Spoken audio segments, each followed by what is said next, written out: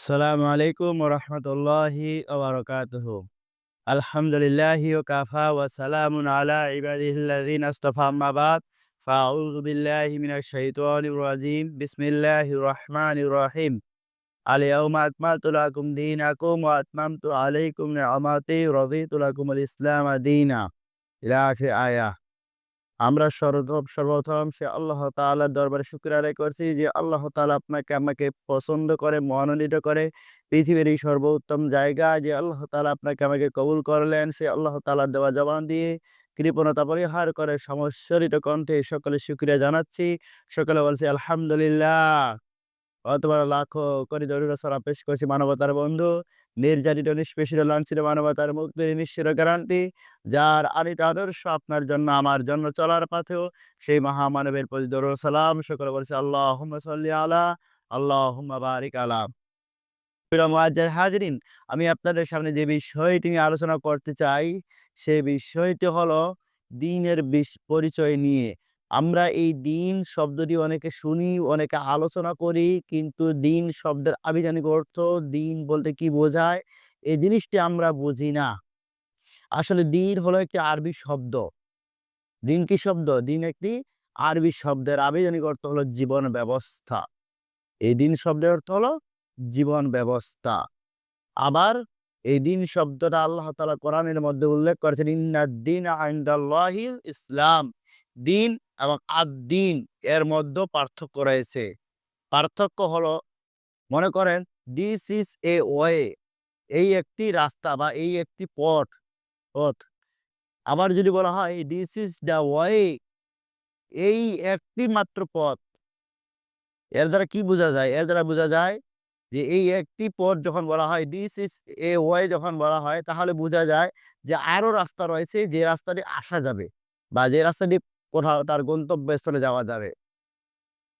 কিন্তু যদি বলা হয় দিস ইজ দ্য ওয়ে, এইটাই একমাত্র পথ, আর কোনো পথ নেই, তাহলে আপনি আসতে পারবেন না বা যেতে পারবেন না। আপনাকে যেতে হলে বা আসতে হলে ওই একটা রাস্তা দিয়েই যেতে হবে।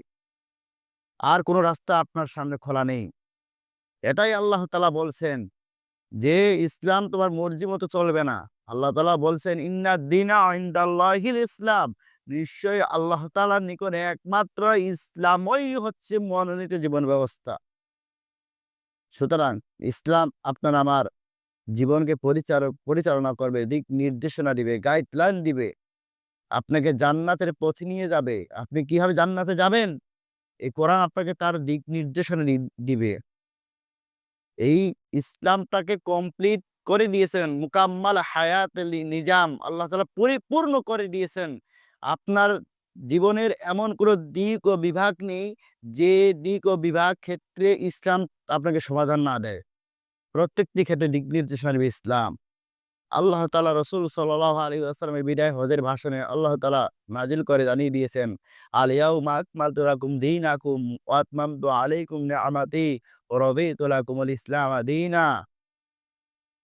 আজকের এই দিনে আমি তোমাদের জন্য আল ইয়াউমা আকমালতু লাকুম দীনাকুম, আজকের এই দিনে আমি আল্লাহ তাআলা তোমাদের জন্য দ্বীন ইসলামকে পরিপূর্ণ করে দিলাম। ওয়া নি'মাতি রাদিতু লাকুমুল ইসলামা দীনা, এবং তোমাদের নিয়ামতকেও পরিপূর্ণ করে দিলাম এবং দ্বীন ইসলামকে তোমাদের জীবন ব্যবস্থা হিসেবে মনোনীত করলাম।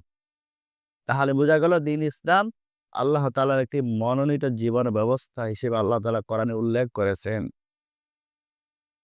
অন্য কোনো জীবন ব্যবস্থা, গণতন্ত্র বলি, আমরা সমাজতন্ত্র বলি, আমরা ধর্মনিরপেক্ষ মতবাদ বলি, আমরা পুঁজিবাদ বলি, জাতীয়তাবাদ বলি, যে কোনো তন্ত্র-মন্ত্র, যত মতবাদ, মানব রচিত মতবাদের কথা বলি না কেন, সমস্ত কিছুই বাতিল।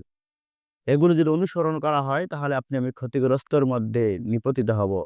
আল্লাহ তাআলা কোরআনের মধ্যে বলেন, ওমাই ইয়াবতাগি গায়রাল ইসলাম দীনান ফালাই ইউকবালা মিনহু ওয়া হুয়া ফিল আখিরাতি মিনাল খাসিরিন।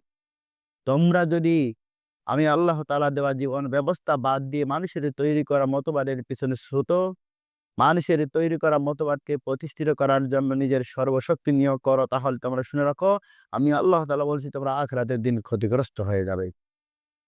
এখানে আল্লাহ তাআলা খাসিরুন শব্দেরই ব্যবহার করেছেন। খুসর হলো এক বচন, বহু বচন হলো খাসিরুন। অর্থাৎ তোমরা সকলেই ক্ষতিগ্রস্ত হয়ে যাবা। আর এই ক্ষতি হলো লাভের বিপরীত। দুনিয়াতে আমরা যারা ব্যবসা করি, লাভ আছে, লস আছে। 100% লাভ নিয়ে কেউ ব্যবসা করে না। কেউ বলতেও পারবে না যে আমি 100% এই ব্যবসায় লাভ করব। ব্যবসার মধ্যে লাভ রয়েছে, লজও রয়েছে। কিন্তু এখানে আল্লাহ তাআলা খসরুন উল্লেখ করেছেন। এর দ্বারা আল্লাহ তাআলা বুঝাচ্ছেন যে তোমরা যদি আখিরাতে ক্ষতিগ্রস্ত হয়ে যাও, এই ক্ষতি তোমাদেরকে কোনো কিছু দিয়ে আর উদ্ধার করতে পারবে না। এজন্য ভাইরা, আপনার কাছে আমার উদাত্ত আহ্বান থাকবে, ইসলামকে পরিপূর্ণ একটি জীবন ব্যবস্থা হিসেবে মেনে নিয়ে নিজের নিজের ব্যক্তিগত জীবনে, নিজের পরিবার, পারিবারিক জীবনে, নিজের সামাজিক জীবনে, রাজনৈতিক জীবনে তথা জীবনের প্রত্যেকটি দিক ও বিভাগে আপনাকে আমাকে ইসলামকে মেনে চলতে হবে। এ বলে আমি আমার সংক্ষিপ্ত বক্তব্য এখানে শেষ করছি। ওয়া আখিরু দাওয়ানা আনিল হামদুলিল্লাহি রাব্বিল আলামিন। ওয়াসসালামু আলাইকুম ওয়া রাহমাতুল্লাহি ওয়া বারাকাতুহু।